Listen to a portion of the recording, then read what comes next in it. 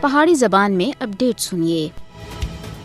5 اگست 2019 کے غیر قانونی اقدامات کو درست ثابت کرنے دے واسطے بھارت وچ آرٹیکل 370 دے نام تے ایک اور پروپیگنڈا فلم ریلیز کیتی جا رہی ہے۔ بھارت وچ آرٹیکل 370 فلم بنانے والے سن واقعات کو تروڑ مروڑ اور حقیقت تے برعکس مقبوضہ جموں کشمیر دی خصوصی حیثیت کو غیر قانونی طور دے اوتے ختم کرنے دا جواز پیش کرنے دی پوری کوشش کیتی ہے۔ فلم آرٹیکل 370 بھارت وچ اس سال عام انتخابات تے کچھ مہینہ پہلا 23 فروری کو ریلیز کیتی جا رہی ہے، جس دا مقصد انتخابات جیتنے وچ مودی دی بھرپور طریقے دے نال مدد کرنے تھی علاوہ اس دا عوام وچ مقبول ہونا ثابت کرنا ہے۔ آرٹیکل 370 فلم کو بھارت وچ بھی اس تے پروپیگنڈے جیسے مواد دی وجہ تھے سخت تنقید دا نشانہ بنایا جا رہا ہے۔ بھارتی فلم صنعت مسلسل مقبوضہ جموں کشمیر اور کشمیری عوام دے بارے وچ مخصوص پروپیگنڈا اور مسخ شدہ کردار دے طور دے اوتے پیش کرنے دی کوشش کر رہی ہے، جس دا مقصد مسلماناں دے بارے وچ غلط معلومات پھیلانا اور تاریخ تے متعلق غیر حقیقت پسندانہ